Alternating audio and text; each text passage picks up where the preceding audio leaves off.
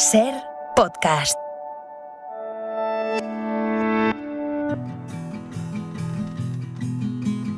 We've been gone for such a long time that I'm almost afraid to go home.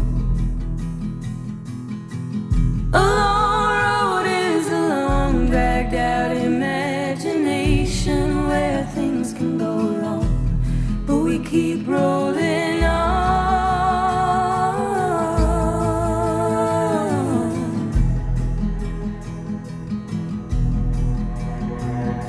No, doctor, but if I was guessing, I'd say it was just growing pains. And painful as growing is, we can't forget it's hard to get to taking the reins, and we'll all be okay.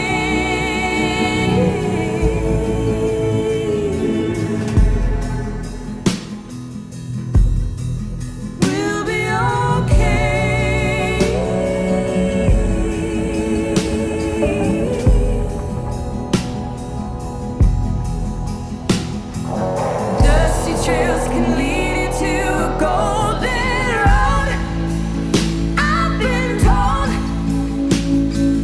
Can't remember who it was or all she spoke. Will the pain for thoughts leave me broke? 'Cause everyone's around and I'm still alone. Everyone's around right now and I'm still alone. Desde una realidad paralela, por lo menos para mí, Juanjo Millás. ¿Cómo estás, Juanjo? Buenos días. Hola, Javier, buenos días. Bueno, pues estoy bien, adaptándome posturalmente. Ahora te explicaré esta nueva realidad, pero un poco decepcionado, porque estaba yo muy pendiente de la apertura del testamento de Berlusconi. ¿Ah, sí? Que se ha abierto, sabes que se ha abierto esta semana pasada, ¿no? Sí, sí. Y no me ha dejado nada. Y, con todo lo que y tenía. me ha dejado a un amigo 30 millones. Sí. Y a una persona que trabajaba en su casa también, 5 millones. Y no sé, siempre que fallece alguien así muy importante, siempre espero que me tenga en cuenta en su testamento. Sí. Y no sé por qué. Pero no. De se todas van maneras, muriendo. para tu consuelo, Sí. a sus hijos creo que les ha dejado como... Ahí me chocó la comparación, les ha dejado como 300 millones a cada uno. Y luego decía Berlusconi que tiene una fortuna calculada en 6.000 millones. Digo, pues les ha dejado poco a los hijos, ¿no? Bueno, pero por eso digo que ha repartido, que es como el gordo, que ha caído muy repartido, ¿no? Y podía, pero nada, se van muriendo. Se murió Isidoro Álvarez, el Corte Inglés, no me dejó nada. Sí, sí. Se murió Botín. De Botín esperaba yo mucho, porque resulta que con Botín me crucé una vez en la recepción de un hotel y me hizo un gesto con las cejas. Un gesto así como... Yo pensé, seré hijo suyo, porque yo siempre sabes que he tenido la fantasía de ser adoptado, de que soy adoptado, ¿no? De que fui adoptado. Y además, cuando yo me hice la primera cuenta bancaria, que tenía 7 bancos alrededor para hacérmela, me la hice en el Banco de Santander, como si la sangre me tirara, ¿no? Y nada, se murió Botín, Y tampoco... Se murió el dueño de IKEA, porque yo muchas veces he pensado que heredaría más bien sueco o noruego, de alguien del norte de Europa, porque a mí me gusta mucho, ¿no? Pues se murió el de IKEA, tampoco. Y todo esto pues empieza a resultar francamente Molesto. decepcionante. Bueno, No oye, sé. tienes allá a Murdoch, que yo creo que, bueno, pues... Murdo todavía vive. Sí. Y tiene No, muchos años. No sé, tú dirás, hombre, no te conocían de nada. Pues mira, yo esta mañana tampoco conocía de nada a una araña a que salvó la vida, porque he abierto la ducha para ducharme y había en la bañera una de esas arañas que tienen las patas muy largas. ¿Sabes qué digo? Las zancudas estas, Sí. que no hacen nada. Sí, la, pero- la verdad, las pobres. Y que además tienen unas patas que yo no sé cómo les caben músculos en esos cinillos. Y ha empezado a luchar denodadamente por salir porque le salpicaba. Yo no me había dado cuenta que estaba. Y entonces he tendido un cepillo de pelo y se ha agarrado a él y me ha sacado a la ventana. O sea que yo salvo la vida a muchos insectos, ¿no? Sí, pero Y no, esperando. no en tu testamento, en este caso. Esperando que, o sea, eso para la araña tiene que haber sido un asunto inexplicable, portentoso, ¿no? De verse a punto de ahogarse ahí en un sitio tan extraño como una bañera, de irse por el sumidero. Imagínate lo terrible que es irse por el sumidero de una bañera, ¿no? Empapado de agua y de repente verse en la naturaleza, ¿no? Y eso es un hecho misterioso, pero a mí yo estoy esperando que me ocurra algo misterioso en la vida y chico, ya llego a una edad en que Nada pasa. en que empiezo a descreer, ¿no? Pero bueno, no creas tú que acabo de descreer del todo, ¿eh? Hay Bueno, esperanza todavía. Hombre, queda mucho llevo rico. Que queda mucho toda la rico. vida- Sí, sí. Sí, y luego te decía, no, pero esto no, tú crees que te lo digo en broma, pero te lo digo muy en serio, porque además, ¿sabes lo que más me fastidia de esto? Que a la gente a la que le pasan estas cosas dicen, pues no esperaba, por ejemplo, este amigo de Berlusconi que ha recibido 30 millones, dice, pues no esperaba nada. Pero, o sea, lo injusto que es, yo sí lo esperaba, resulta que se lo dan al que no lo esperaba. Qué injusta es la vida. Es curioso porque Claro. esto que dices es muy de... A mí me recuerda mucho a Mortadelo y Filemón y a Carpanta. ¿A quién? A Mortadelo y Filemón. Sí. Que siempre salía, siempre había esa historieta de que una tía abuela a la que no conocías sí. te ha dejado no sé cuánto, ¿no? Era muy de Sí. la España de los Sí. 70, yo creo, ¿no? Sí, alguien que vivía en Venezuela o que vivía en no sé dónde, y siempre dicen, no esperaba, yo si me ocurre algo de eso, llevo toda la vida esperando, diría. Por fin ha llegado. Claro, toda la vida. Es verdad, pero tú no te das cuenta que hay gente que me dan un premio y dice, me dan un premio literario y dice, ni me acordaba que había enviado en la Ya, novela, pero ¿cómo no te vas a acordar que? Pues, o sea, parece que está como bien visto no esperar nada. Y la gente que esperamos todo parece que somos como idiotas o ingenuos, ¿no? Claro. Dice, me ha tocado la lotería. Pues sí, pues tenía el décimo en una chaqueta, pero no me había olvidado. Sí. O sea que es muy, muy injusto, porque además eso, yo también espero un poco de reciprocidad de estos animales a los que salvo la vida, ¿no? Que pueden ser príncipes a lo mejor, que les ha caído una maldición y luego se recupera y dice, luego les dan un beso o algo y se convierten en príncipes. ¿Cuál ha sido tu dieta en Asturias? ¿Has cambiado tu... ¿Mi dieta hábitos? alimenticia? Sí. En general. No, bueno. ¿Había algún ¿cómo cambio que te haya provocado un cambio también en tu manera de pensar? ¿O? No, como sencillo. No, lo más duro ahora estos primeros días es adaptarme posturalmente a los muebles de la casa, ¿no? Porque, claro, fíjate, yo he intentado reproducir aquí una mesa exacta a la de Madrid, en el sentido de que el ordenador caiga a la misma altura, de que la silla esté, o sea, de manera que yo escriba justamente en la misma postura, pero es imposible de reproducir algo. Entonces, entonces, claro, cuando paso mucho tiempo escribiendo, acaba doliéndome algo, el hombro o los riñones, porque no estoy en la misma postura. Por ejemplo, la encimera de la cocina de esta casa, pues es un poquito más baja que la de Madrid. Y entonces, parece que no, pero te pones a hacer sofritos ahí, a picar cebolla y tal, y al cabo de un rato, pues te duele también las lumbares y tal, porque estás en una postura, estás adquiriendo posturas todo el rato que no haces en Madrid. O la lectura, por ejemplo. Yo tengo en Madrid el sillón en el que leo todas las tardes, y aquí pues tengo un sillón y un sofá que son cómodos y tal, pero que no consigo no consigo adoptar la misma postura. Y entonces estoy ahí en ese periodo de adaptación y pienso yo si esto no será también la dificultad de cambiar de postura física no será una metáfora de las dificultades que tenemos también para cambiar de postura mental, ¿no? Frente frente a los hechos, frente a la propia vida. No sé, me estoy acordando, por ejemplo, de una vez que iba en un avión, iba a un congreso de escritores, a no sé dónde, y salíamos varios escritores de Madrid. y uno de ellos iba a mi lado, en el avión. Y cuando el avión arrancó, cuando inició el vuelo, se santiguó. Y luego me miró y me dijo, no, yo soy ateo, como si, bueno, sin necesitar justificarse, no me importa. Dice, pero no puedo evitar santiguarme. O sea, que él era ateo, pero por si acaso me costaba cambiar de postura mental de que eso servía para algo, ¿no?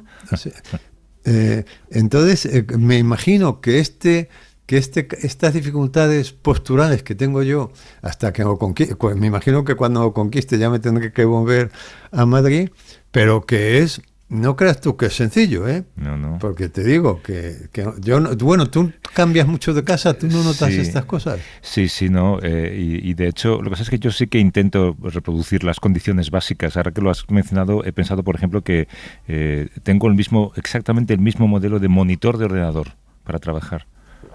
Sí, bueno, yo me traigo a un ordenador.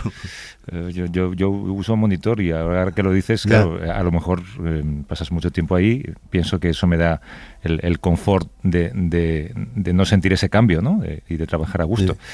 Sí. Pero claro, en un caso como el tuyo, no sé qué sería lo mejor, si reproducir tu casa de Madrid para no tener que someterte a ese cambio, o si hacerlo todo diferente para obligar a tu cuerpo a cambiar, ¿no? Y tu mente a cambiar. Claro, es que reproducirlo exactamente es imposible, porque así ya está a lo mejor 1 centímetro más baja, pero es que basta que sea 1 centímetro más baja ya para que el cuerpo lo note, porque el cuerpo es muy de... Sí. Es muy de costumbre, lo notas en situaciones así, ¿no? Dice la Arzoga, sí. El cuerpo y la mente, por ejemplo, tú fíjate lo difícil que es hacer que los niños prueben una comida diferente a las que están acostumbrados. Estos niños sobre todo estos niños que solamente comen espaguetis y arroz blanco y no sé qué, no sé si has tenido tú alguna experiencia con tus hijas de esto, ¿no? Y lo difícil que es decir, pero hombre, prueba esto, que te va... Y luego como prueban y les gusta, ¿no? Pero lo difícil que es ampliar... Mira, yo tengo... aquí suelo traer libros a Asturias, a la Casa de Asturias, libros que en Madrid he pensado que me interesarían, pero que tenía ciertos prejuicios sobre ellos para leerlo, ¿no? Y entonces me los traigo a Asturias un poco como diciendo, bueno, allí no tendré más remedio que cogerlos si no tengo... No se va a enterar nadie, mira, pero esto es verdad que yo también escojo libros, durante el año voy apartando libros para el verano. ¿No? Es como otro tipo de lectura, no sé por qué. Es verdad que a lo mejor pruebas cosas distintas o arriesgas un poco más, ¿no? Al margen de lo que tienes que leer por trabajo durante el año, ¿no? Sí, pero a lo mejor son libros que tú sientes que debes de leer, pero que tienes un prejuicio sobre ellos. No sé, por ejemplo, mira, yo tenía un libro aquí que descubrí el otro día, que me daba pereza leer, que es un libro de una entrevista muy larga de una escritora argentina, María Esther Vázquez, a Borges, ¿no? Y es una entrevista larguísima. Entonces yo le eché un ojo y me parecía que era un poco pesado, porque Borges se pone a veces muy erudito cuando empieza a hablar de las lenguas escandinavas y todo esto. Pero por otra parte... me decía, no, pero esto debe ser interesante. Pero el caso es que me lo traje a Asturias como el depósito de las cosas que tienes que leer cuando ya no tienes otro remedio, ¿no? Y lo cogí el otro día. Y empecé a leerlo. Y me iba confirmando que era un coñazo. Iba leyendo, me iba confirmando que era... Pero a partir de una página me empezó a gustar. como esto que dices, voy a probar las ostras, si en la primera no te gusta, pero en la segunda tampoco, pero en la quinta dices, joder, pero si las ostras son buenísimas, ¿no? Bueno, pues me empezó a gustar, y estoy asombrado diciendo, pero bueno, ¿cómo es posible que haya tardado tantos años? Porque este libro lo tengo aquí hace años, además cuenta historias fantásticas, ¿no? O sea, estoy deseando acabarlo para empezar otra vez, porque en las primeras 40 páginas lo leí diciendo, como para darme la razón de que era un coñazo, ¿no? Y cuenta, por ejemplo, que hay esto lo leí ayer y me hizo mucha gracia, que hay una versión de oriental del elixir de la vida eterna, ¿no? Que en China, que surgió en China, creo que un monje taoísta inventó un elixir para conseguir la vida eterna. Y cuando ya lo tenían en frasco se le cayó al suelo y se le derramó. Y entonces lo picotearon las gallinas, que tenía gallinas, ¿no? Y entonces las gallinas adquirieron la vida eterna y salieron volando. Y entonces, claro, hay una cosa ahí muy contradictoria, porque en el libro te das cuenta que Borges era muy humorista, tenía mucho humor. Esto, te imaginas, primero, una gallina eterna, que es como una cosa súper contradictoria, pero además volando, porque las gallinas no vuelan, pero se ve que en el elixir, al tiempo de darles la eternidad, les dio una fortaleza y vamos. Entonces, decía Borges, y esas gallinas llevan desde el siglo II antes de Cristo, yo que sé, que se bebieron ese elixir volando por el cielo. Claro, tú te imaginas unas gallinas pensando, volando eternamente por nuestras cabezas, no las vemos y tal, y resulta una cosa muy paradójica, muy contradictoria y muy graciosa por otra parte. No, y tiene golpes fantásticos. Dice, están hablando de si llevar corbata o no llevar corbata y tal, y dice, joder, a mí es que la corbata, porque Borges sabes que siempre iba con corbata, dice, a mí es que la corbata me parece tan misteriosa, y son de estas cosas que dices tú, joder, es que parece absurdo, ¿no? Decir que la corbata es misteriosa, pero al mismo tiempo dices, qué pertinente es que es verdad, es un objeto. Bueno, pues es un libro estupendo que ha estado ahí 4, 5, 6 años, no sé. Total, que cuando te acostumbres a estar en Asturias ya tienes que volverte, entonces. Claro, bueno, pero mira, quiero decir que he roto ya una postura mental que era la de enfrentarme a este libro, ¿no? Porque yo creo que lo importante de las dificultades de las posturas físicas es lo que representan o que metaforizan respecto a las posturas mentales, ¿no? Que también en tiempo de vacaciones, yo creo, o de vacaciones activas, en mi caso son de vacaciones activas, porque yo sigo trabajando, quizás sea un momento también, no solamente de cambiar de posturas físicas, dice, bueno, pues nada, cambio de posturas físicas, quizá esté entrenando músculos que no estaba entrenando hasta ahora, pero también pueda ser que cambie de posturas mentales, ¿no? Yeah. No estamos hablando de política aquí, ¿no?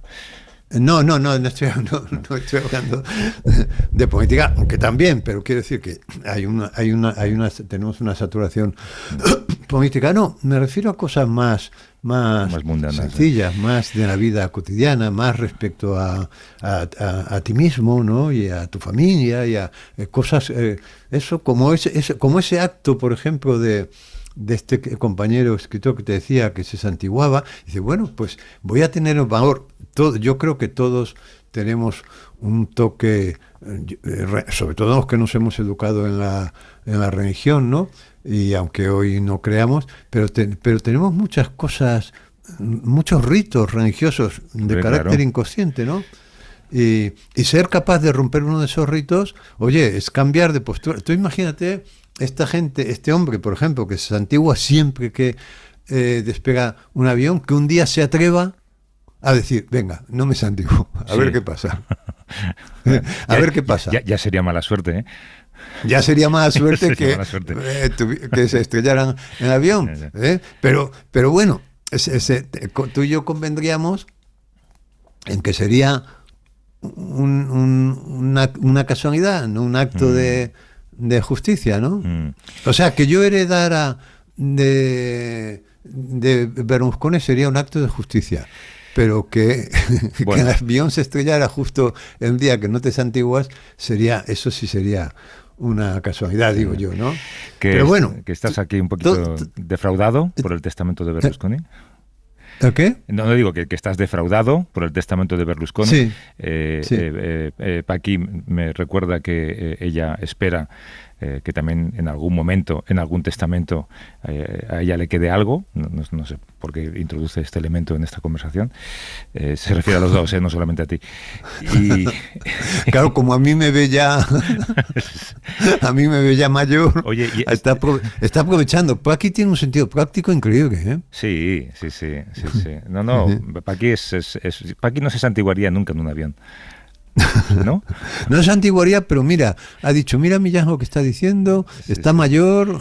Sí, vamos a aprovechar a colar. Claro, a ver si me deja algo. Que alguna vez, hombre, sí, Paqui se merecería que yo la dejara algo en el testamento. Déjale ¿no? este libro de Borges, por ejemplo. Yo creo que eso le haría feliz. Vale. Pero bueno, tú no estás... tú no llevas toda la vida, claro, tú también eres una persona así muy racional y tal, tú no llevas toda la vida esperando que te ocurra algo inexplicable, algo que puedas decir, esto es inexplicable, solamente es atribuible a la magia. No, yo pienso casi lo contrario, yo creo que ya han ocurrido en mi vida cosas inexplicables. Cosas inexplicables. Entre ellas lo que está pasando ahora mismo. Ya. ¿Sabes? Hacer un programa de radio. Hacer un programa de radio. Sí, que el universo me ponga a tu lado. ¿Sabes? Que tú y yo coincidamos de repente, ¿no? Ay, me haces llorar.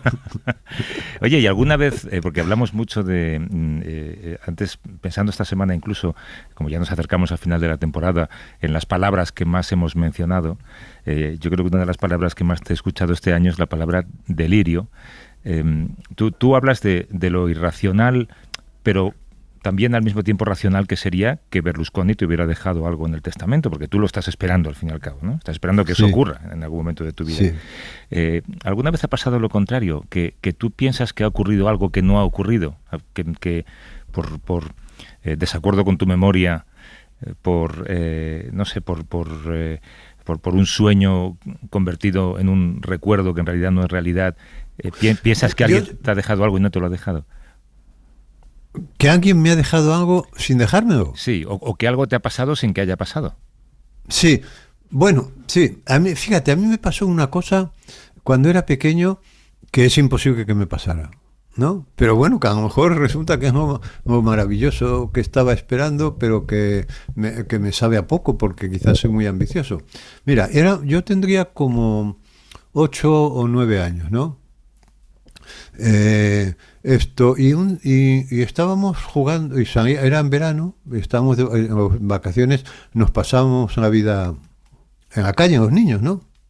Y allí en mi barrio, que era en Extrarradio de Madrid, había mucho campo, y había un terraplén enorme, de varios metros, un terraplén de muchos metros, ¿no? Y jugábamos a escalar, y yo un día di un traspiés y me caí desde lo alto del terraplén a fondo. Era una caída, te digo, si no para matarse, para romperse algo, ¿eh? Y yo me vi caer, me recuerdo, porque además sabes que en las situaciones estas extremas el tiempo se estira, ¿no? Se pone como a cámara lenta. El otro día, precisamente hablando con Héctor Abad, ya sabes que me pilló en el restaurante en Ucrania, ¿no? De hecho, hablaste con me decía en el pasillo, ¿no? Cuando estuvo en el programa. Y estuve hablando con él, pues después de que tú me entrevistaras, y me dijo que todo sucedía a cámara lenta. Y es verdad que en las situaciones límites, el cine ha reproducido perfectamente eso, ¿no? Como un segundo se estira. Bueno, el caso es que me caí y justo, y yo iba pensando, me mato, y justo yo te diría que medio metro antes del suelo, algo amortiguó la caída. O sea, como si yo me hubiera convertido, o como si yo hubiera dejado de pesar, como si yo me hubiera convertido en una pluma, o como si algo hubiera amortiguado, algo invisible hubiera amortiguado la caída. Y caí, me levanté, todos me miraron pensando, se ha matado, no me hice el mínimo daño, y en eso no tengo una memoria. Y claro, a lo mejor pienso, a lo mejor es que la altura no era tanta como imaginó, o tal, pero yo lo recuerdo como un suceso inexplicable. Tengo alguno más, ¿no? Pero este es un suceso que siempre lo recuerdo como un suceso inexplicable, porque tiene algo de onírico también, ¿no? Es como un sueño, tiene algo de sueño. Déjame que te presente a José María Ruiz Vargas, que es catedrático emérito de Psicología de la Memoria en la Universidad Autónoma de Madrid, y es autor de un libro que nos ha fascinado, que es La memoria y la vida, somos lo que recordamos. ¿Cómo estás, José María? Buenos días. Buenos días, encantado de estar aquí. Hola, buenos días. Buenos días, Juanjo. ¿Podemos tener recuerdos falsos? Por supuesto, por supuesto. Bueno, yo cuando me hacen esta pregunta siempre digo, voy a empezar por el final. No hay recuerdos puros. No hay recuerdos puros. Es decir, todos los recuerdos, en mayor o menor grado, en mayor o menor medida, tienen elementos añadidos, por las razones que sean. Pero vamos, eso como principio general. Y luego hay recuerdos completamente falsos, porque digo, ahí podríamos naturalmente establecer una especie como de gradación o de escala, ¿no? Desde recuerdos con unos componentes mínimos que no se ajustan a lo que aconteció, pero digamos la esencia se mantiene lo veraz, digamos, hasta recuerdos completamente falsos. Es decir, que no tienen nada que ver, es decir, que la persona que recuerda, que tiene ese recuerdo, no vivió en absoluto lo que recuerda. ¿Y por qué se genera ese recuerdo? Bueno, eso se puede generar por muchas razones. Yo, si me permites que cuente, digamos, uno de los recuerdos falsos más conocidos en psicología de la memoria, muy brevemente, que lo reproduzco en el libro, es un recuerdo del gran psicólogo y epistemólogo, psicólogo del desarrollo Jean Piaget, que cuenta que cuando él tiene un recuerdo que yo voy a tratar de reproducir tal y como lo recuerda él como persona adulta. Cuando él tiene 2 años, su niñera lo lleva en el cochecito de niño por los Campos Elíseos y hay un intento de rapto, de modo que un hombre trata de raptar al niño Piaget. Y entonces él dice que recuerda perfectamente cómo, gracias al cinturón que lo ataba al cochecito, impide que este hombre se haga con el niño. La niñera, digamos, valerosamente defiende al niño, incluso sufre una serie de rasguños en la frente, etcétera, etcétera. Y todo esto lo recuerda él perfectamente, con todo tipo de imágenes, de emociones, etcétera, etcétera. Que se acerca un policía con capa corta y bastón blanco, quiero decir, con todo tipo de detalles. Muy bien, bueno, esto, cuando él tiene 15 años, esta niñera ha decidido entrar en el ejército de salvación y entonces quiere confesar sus faltas y, bueno, la niñera ya no estaba en la casa de Piaget, entonces escribe a los padres una carta donde le cuenta y le dice que todo aquello había sido una invención de ella, totalmente falso, completamente. Y además quiere devolver un regalo que le hicieron, etcétera, etcétera. Bien, bueno, entonces ahí tenemos, fíjate qué situación. Él tiene un recuerdo nítido, clarísimo, con todo lujo de detalles y emociones. A los 15 años se entera que es falso y la pregunta es, bueno, y a partir de que una persona se entera que un recuerdo es falso, ¿qué ocurre? Pues no ocurre absolutamente nada en la memoria. Es decir, lo único que cambia a partir de ese momento es lo que en psicología de la memoria llamamos la creencia, que sería una especie ya, bueno, eso ya no es memoria, sino que es metamemoria. Quiero decir, el recuerdo no se altera en absoluto. Piaget probablemente moriría de mayor, que murió muy mayor, con ese recuerdo nítido que tiene todas las características de cualquier recuerdo real. Este es un caso claro de recuerdo falso 100%, podemos decir. Que puede ser el caso, seguramente, de Juanjo, ¿no? Que nunca se cayó por ese terraplén. ¿Alguien le dijo...? Podría ser. ¿No? Bueno, ser. Es que claro, muchos de los recuerdos de los niños, o muchos de los recuerdos que tenemos de cuando éramos niños, en fin, digamos, la suposición más aceptada es que un número importante de esos recuerdos probablemente sean construcciones que hemos hecho los niños de oír contar historias a nuestros mayores, a nuestros padres, etcétera, etcétera. Y es que la memoria, digamos, es una especie de esponja, es decir, la memoria todo lo que recibe lo guarda. Es muy curioso porque podríamos hablar de que estos recuerdos son recuerdos implantados Exacto. al modo en los que los personajes de Blade Runner les implantan a los replicantes, Sí. les implantan recuerdos, ¿no? Exacto, Les exacto. implantan una memoria. Exacto. O sea, parte de nuestra memoria está implantada, en cierto modo somos replicantes, ¿no? Bueno, vamos a ver. Mira, el término que se utiliza precisamente en psicología de la memoria es el mismo término que has utilizado tú, la implantación o la inoculación de recuerdos falsos. Y efectivamente, se nos puede inocular, bueno, hay muchos experimentos, muchísimos estudios, yo recojo bastantes en este libro, ¿no?, sobre cómo en el laboratorio se pueden crear recuerdos falsos para demostrar cómo efectivamente todo esto es posible, ¿verdad? Ahora, eso quiere decir que, claro, Juanjo siempre da el salto, ¿no?, a la parte más surrealista de los asuntos y que somos todos replicantes. Bueno, pues en cierto modo podríamos ser, Claro. quiero decir, no tengo ningún inconveniente en asumirlo, sí. Hombre, probablemente unos más que otros, ¿no? Hay una parte maravillosa en el libro, que es cuando tú intentas explicar a lo largo de cientos de páginas la vinculación entre la edad y los recuerdos. Uh-huh. Y tú explicas cómo los recuerdos que se imprimen con más fuerza en la memoria son aquellos que suceden en una determinada parte de tu vida, Ajá. entre los 15 y los 25, creo que tú cuentas. Exacto. Porque estás descubriendo lo que es ser. Exacto. Ser lo que eres, digamos, ¿no?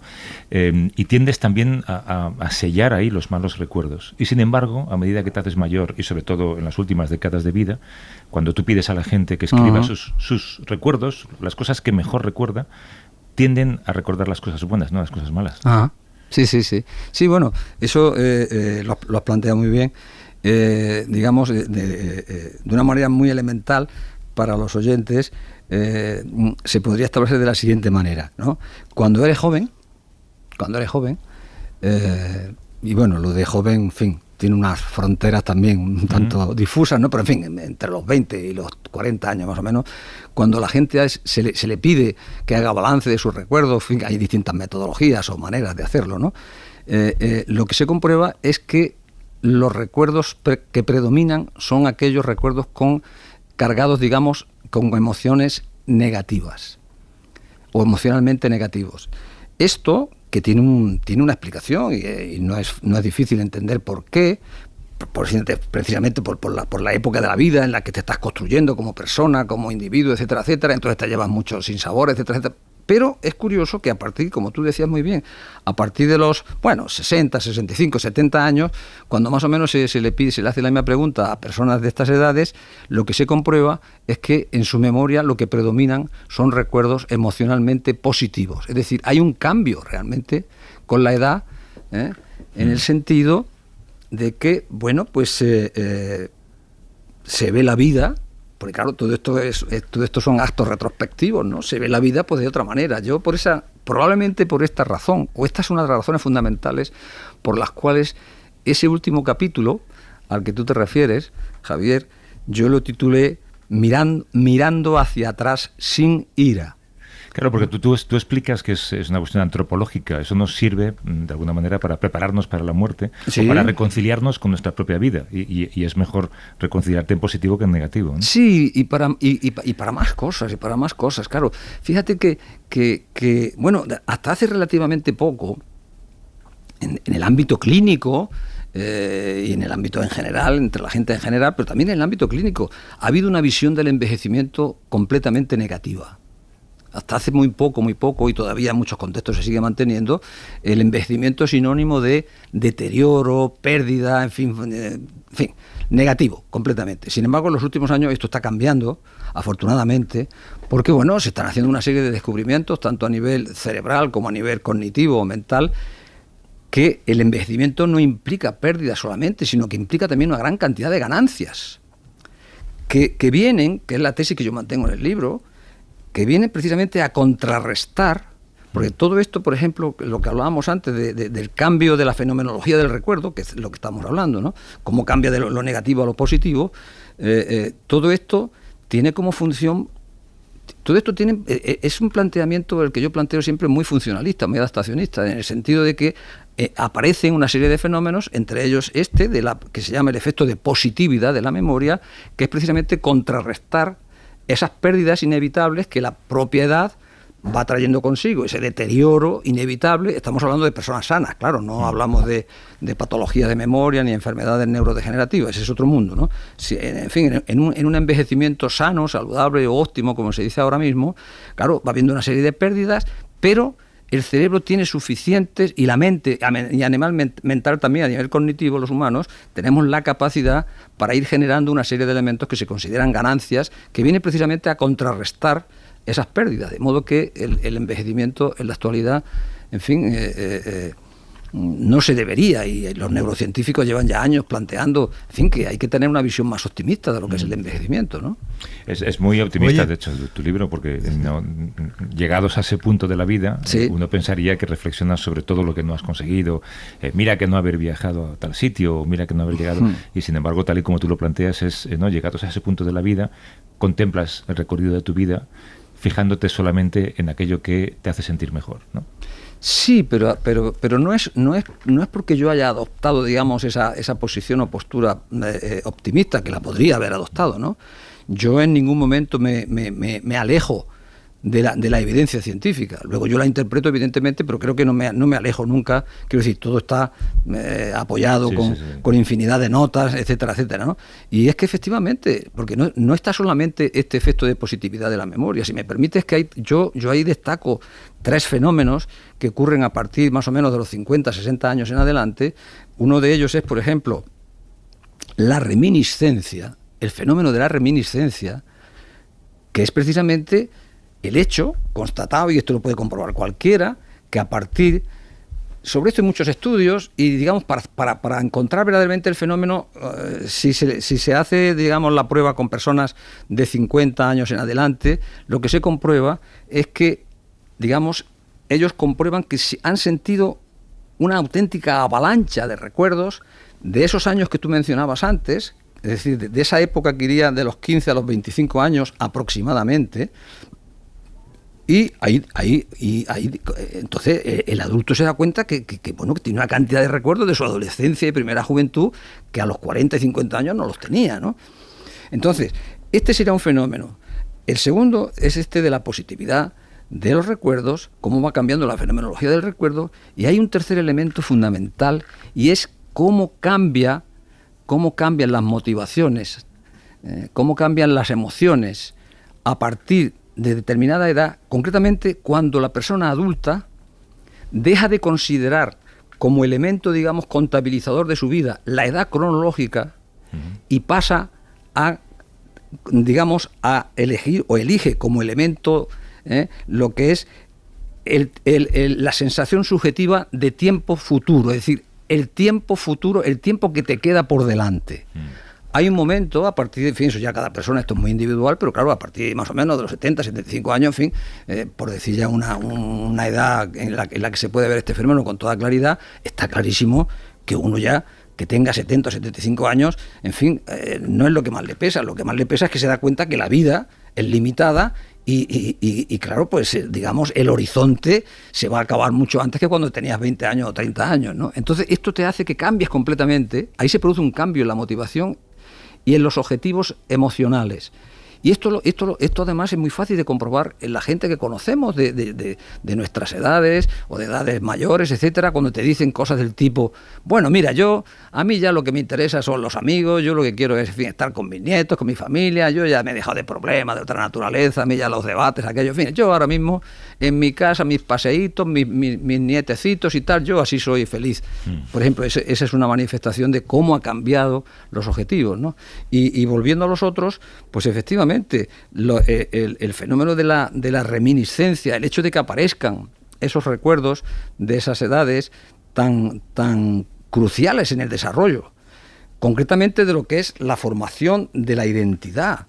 Porque claro, la identidad es un fenómeno bueno, gracias al cual, en fin, nos identificamos, sabemos quiénes somos. La identidad es un producto de la memoria. Pues se construye en esa época. Se construye, claro, se va construyendo lo que se llama la identidad personal que empieza a emerger a los pocos años de vida, a los 2, 3 años, el niño ya cuando dice yo y ya, en fin, sabe lo que son sus cosas, ya tiene un yo, etcétera, etcétera, ya hay ahí, digamos, una identidad que llamamos personal. Pero luego está lo que es la identidad narrativa, o la identidad histórica que han llamado otros autores, que esta se consolida más o menos hacia el final de la adolescencia y primera juventud. Quiero decir, son años verdaderamente, y además fíjate otra cosa, Javier, qué curioso que las personas de una cierta edad, y yo me acuerdo que esto se lo oía de pequeño a mi madre, a mi padre, que te decían, hablándote de cualquier cosa, ay, es que en mi época, hijo mío, en mi época, y uno decía, esto de mi época, ¿qué sería? ¿No? Y todos, ya cuando llegamos a una cierta edad, hables de lo que hables, de cine, de música, de lo que sea, ¿no? Bueno, en mi época, bueno, ¿y eso de mi época a qué se refiere? Por lo que se comprueba es que todas las personas, en Occidente por lo menos, que utilizamos la expresión en mi época, nos estamos refiriendo precisamente a esa franja de la vida que después, digamos, se exhuma, renace de una manera tremenda y aparecen todos esos recuerdos cuando tienes 50, 60 años en adelante, ¿no? Bueno. Juanjo. Venga, Juanjo.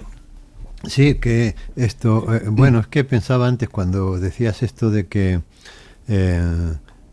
cómo los recuerdos que eran negativos se positivizan y tal. Sí.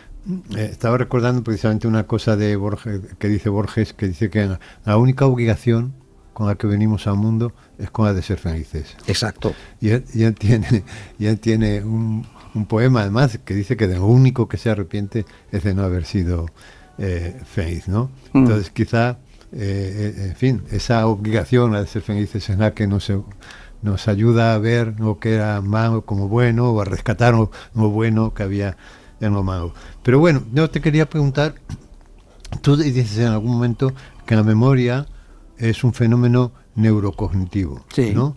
En cuanto que es de naturaleza biológica y mental. Exacto. Bien, pero ¿cómo se da el salto de lo biológico a lo mental? Uf. Es decir, porque sí. Yo con esto tengo un conflicto permanente, porque lo biológico se toca, se mide, o tal, pero lo mental ya es inmaterial. Y entonces, ese salto, ¿cómo lo dais? Bueno, ese salto está por dar. Vamos a ver. Está por dar. Sí, está por dar, y yo no sé si alguna vez se dará, ¿no? Vamos a ver, en psicología cognitiva y todo lo que son las ciencias de procesamiento de información, para entender los mecanismos de procesamiento de información, ya un gran psicólogo que falleció muy tempranamente, a mediados del siglo pasado, que fue David Marr, ya elaboró un planteamiento que era, digamos, un modelo que era el modelo de los niveles. Es decir, cuando se aborda en psicología o en neurociencia cualquier problema, siempre hay que distinguir distintos niveles. Es decir, por decirlo brevísimamente, ¿no? El nivel siguiendo con la metáfora computacional, sería el nivel implementacional, que sería, en el caso concreto humano, sería el cerebro, el hardware, ¿no? Luego estaría el nivel algorítmico. Ahora que se habla tanto de algoritmos, en fin, los psicólogos llevamos muchísimos años hablando de algoritmos, el nivel algorítmico o representacional, que es el nivel de la mente. Y luego está el nivel conductual, ¿no? Entonces, bueno, es importante distinguir esos niveles. ¿Cómo esos tres niveles, o por lo menos el nivel algorítmico, el mental y el implementacional, es decir, el hardware y el software, podríamos decir, ¿no? Permitirme que siga con la metáfora del ordenador. Claro, tiene que haber una relación importante, porque tú no puedes plantear teorías a nivel mental o al nivel algorítmico que no las pueda ejecutar el hardware. Y esto sería, digamos, una de los métodos de comprobación de hipótesis y teorías en psicología. Es decir, tú no puedes plantear modelos de aprendizaje, por ejemplo, que eso sea incompatible con el funcionamiento, por ejemplo, neuronal. No sé si me explico. Entonces, claro, ¿cómo conectamos un nivel con otro? Bueno, es que el gran enigma, el gran misterio de la memoria es realmente dónde están los recuerdos. Los recuerdos no se sabe dónde están. porque durante un tiempo se pensaba que podría haber un banco de memoria en el cerebro en algún lugar, que es en los hipocampos, que es en la corteza cerebral, etcétera. Bueno, en fin, todos los grandes teóricos de la memoria, de los grandes expertos, ya hace muchos años que lo que hablan es de redes de memoria. Ningún recuerdo está en ningún lugar concreto del cerebro, sino que están distribuidos en redes. Ahora bien, ¿cómo se guarda que a nivel biológico lo que después es una historia? Porque claro, los recuerdos son siempre historias, y eso lo sabes tú mejor que yo, Juanjo, ¿no? Es decir, que los humanos, cuando alguien te pregunta qué tal, cómo estás, inmediatamente le estás contando una historia. Los humanos somos contadores de historias, ¿no? En cuanto nos vemos, ya no estamos contando historias, y los recuerdos son narraciones autobiográficas.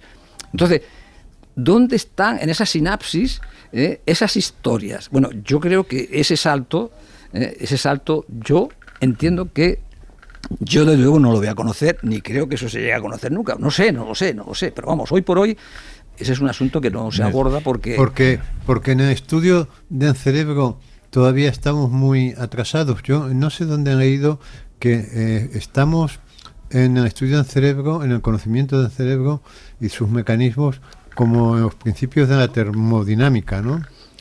ya. Respecto a calor, es decir, que estamos que llevamos que estamos como en los comienzos del estudio del cerebro, ¿no? Bueno, yo eso no diría nada, yo te diría probablemente porque efectivamente el cerebro, como cualquier científico, como cuando aborda cualquier tema, cuanto más avanza lo que se da cuenta es que menos sabe, ¿no?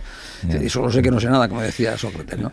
Entonces el cerebro se sabe cada vez más, eso es evidente, en los últimos años avanza muchísimo, pero se sospecha, por lo que se va descubriendo, que sabemos muy poco. Eso es así. Déjame volver a la parte, digamos, yo diría casi práctica, y además también tiene un punto romántico lo que tú cuentas en el libro. Y mucha gente que nos escucha además pues puede pensar que en algún momento llegará a esa situación. Tú hablas de la necesidad de crear recuerdos y pones, por ejemplo, el ejemplo de dos personas que se jubilan a los 65 años y una de ellas decide desde el primer día que su vida va a consistir en levantarse por la mañana, esperar a la comida, comer, dar un paseo por la tarde y acostarse. Sí. Y esto durante muchos años. Mientras que otra persona elige hacer cosas. Ajá. Y cosas diferentes. Entonces Muy tú bien. cuentas que la persona número uno lo que está haciendo es superponer recuerdos. Pero es el mismo recuerdo. Es To- el mismo todos los días recuerdo, el mismo, efectivamente. con lo cual le cuentas solo como uno. Exacto. Mientras que la otra persona que escoge hacer cosas, Exacto. viajar, incluir nuevos amigos, incluir cosas que sean emotivas, Mm. llegará a su vejez más avanzada siendo más feliz.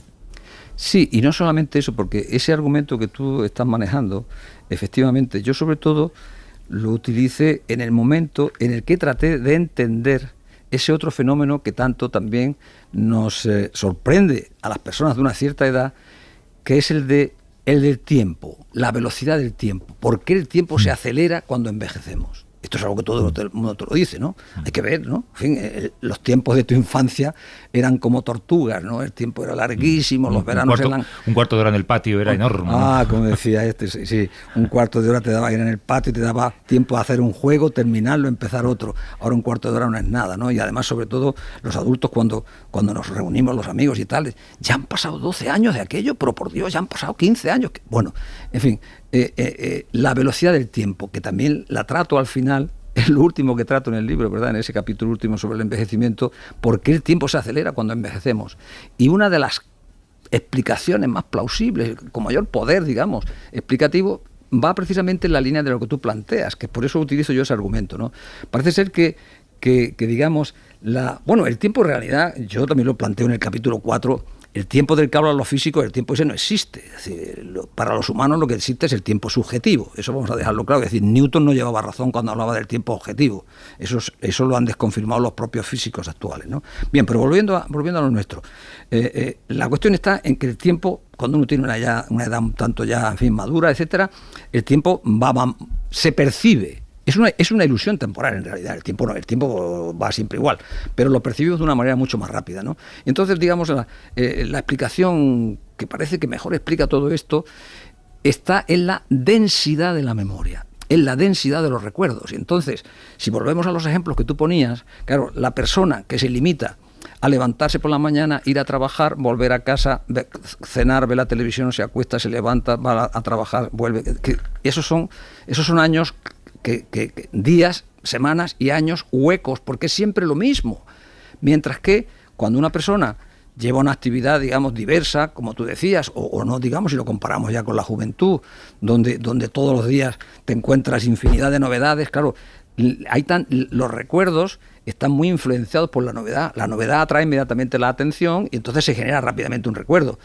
La monotonía, como diría Thomas Mann, ¿no? Porque todo esto lo explica muy bien Thomas Mann en su monumental obra La montaña mágica, ¿no? Que da el hombre ahí, hace una disertación sobre el tiempo verdaderamente genial, ¿no?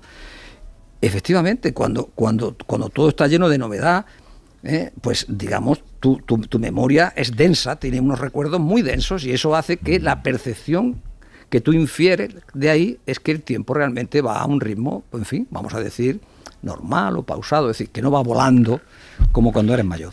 No me gusta sacar esta conclusión, pero bueno, es un poco lo que tú dices, hay que aprovechar. Hay que aprovechar el tiempo, hay que hacer cosas, hay que generar recuerdos, porque así tu sensación al final de la vida será más positiva. Juanjo, se nos ha ido la hora de la manera más tonta, ¿eh? Vaya, pues. Y no hemos hablado del olvido. Sí, no hemos hablado del olvido, vaya. Magnífico el olvido, el asunto interesantísimo. No sé si queda algo tiempo, no lo sé. Pues es que no queda, pero nos queda, iba a decir, tiempo por delante en otros momentos. Si quieres regresar, estás más que invitado a hacerlo. Yo encantado. Pues otro día hablamos del olvido. José María Ruiz Vargas, catedrático de Psicología de la Memoria en la Universidad Autónoma de Madrid, autor de este libro, La memoria y la vida, somos lo que recordamos, publicado por Debate. Gracias por venir, José María. Muchísimas gracias a vosotros. Y Juanjo, un abrazo. Un abrazo, Juanjo. Atento a los testamentos que se habrán esta semana, Juanjo, que a lo mejor caen. Ya no, sí, estoy atentísimo, te apures. Hasta ahora. Venga, un abrazo.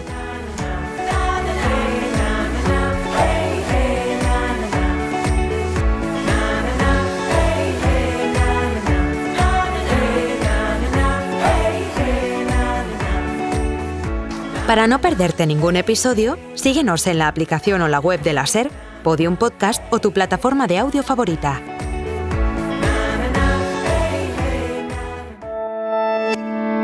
Cadena SER. La radio.